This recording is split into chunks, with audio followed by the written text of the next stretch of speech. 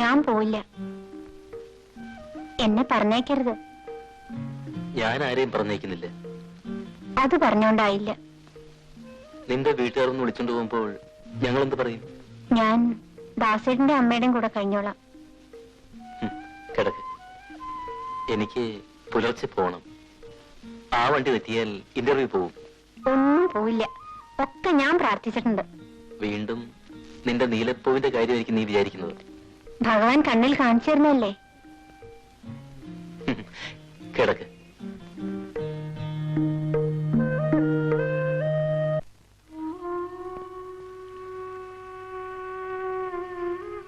വല്യമ്മ പിന്നെയും വന്നു.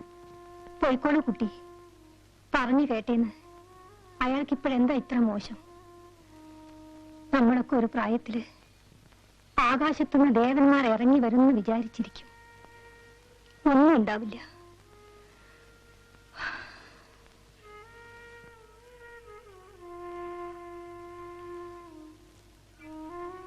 വന്നത് കളഞ്ഞതിന് അവനോട് തന്നെ പിന്നെ ദുഃഖം തോന്നും. എന്റെ കാര്യം നോക്കൂ.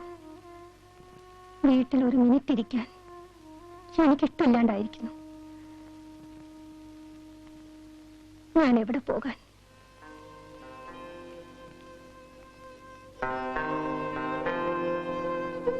ദാസേട്ട ഇന്റർവ്യൂ കഴിഞ്ഞ് വന്നിട്ടുണ്ടാവും. ഞാൻ പോട്ടെ.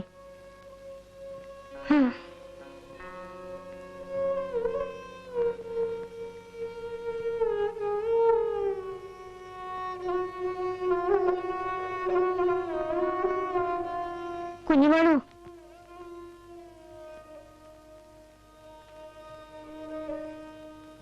വല്യമ്മ പറഞ്ഞത് കേട്ടോളൂ കേട്ടോ.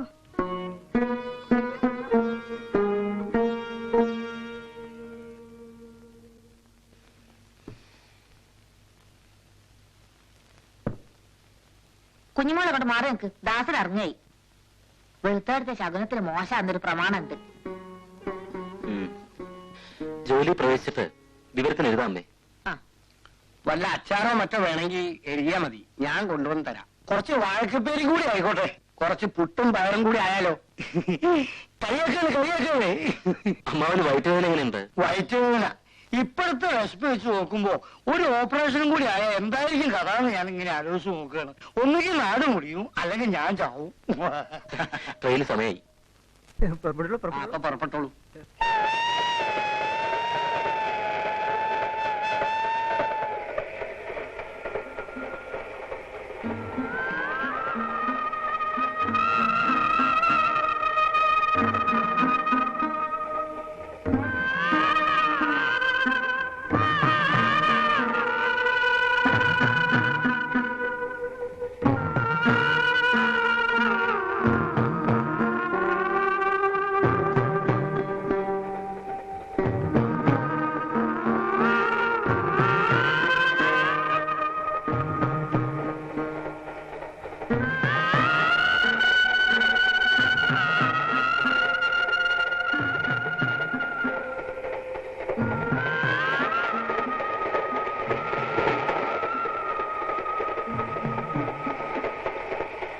തിരിയുന്നു കരുക്കളായി ചരാചരമിങ്ങാരുടെ നിത്യലീലയിൽ അരുളട്ടെ നമുക്കവൻ ശുഭം പരമേശൻ ഭവമുക്തിദായകൻ.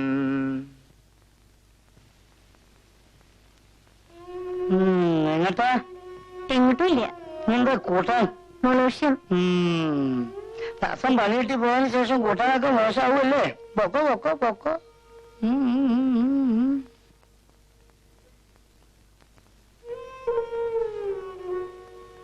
അമ്മനെ എവിടെ തങ്കം? ചെറിയമ്മയ്ക്ക് സുഖമില്ലാണ്ട് നടക്കുക. എന്താ പനി?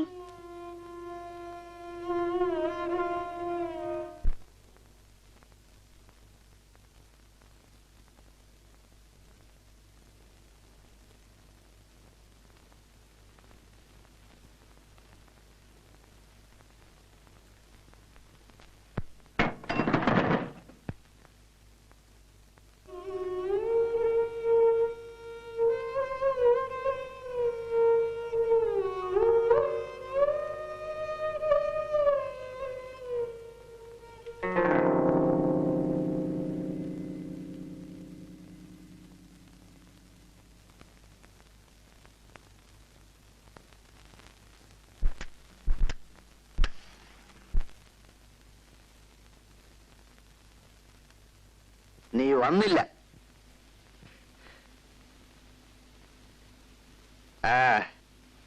നിന്റെ അച്ഛമ്മയും കിടപ്പില്ല. എന്റെ അമ്മ മാത്ര ഇപ്പൊ അലക്ക്. ശമ്പളം വാങ്ങാൻ ഇക്കുറി വരാത്തപ്പോ എന്താന്ന് വിചാരിച്ചു. അച്ഛനാരുടെ അടുത്ത് കൊടുത്തയച്ചല്ലോ, കിട്ടിയില്ലേ? അതുകൊണ്ട് തീരെയൊന്നുമില്ല അവിടുത്തെ പ്രാരാബ്ദം.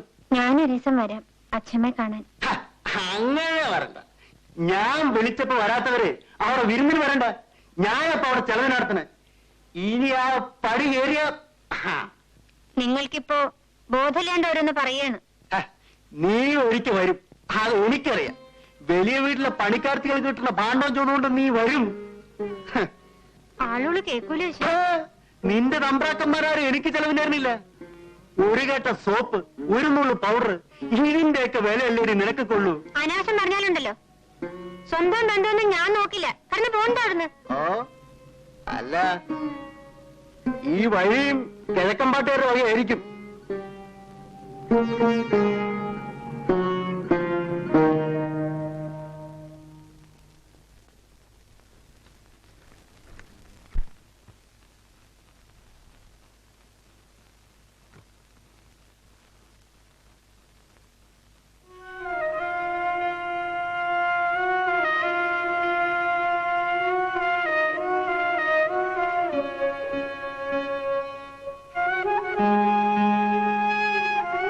എന്താ വിശേഷമൊന്നുമില്ലല്ലോ?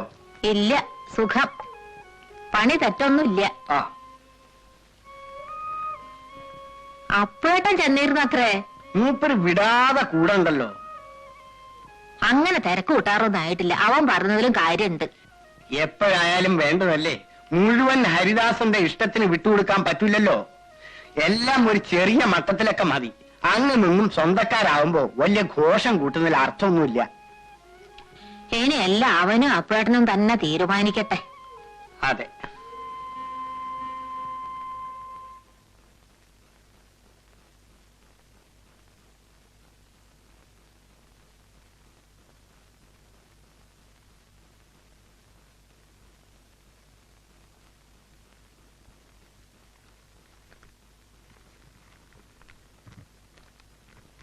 പ്രിയപ്പെട്ട അമ്മയ്ക്ക് ഇവിടെ വിശേഷമൊന്നുമില്ല.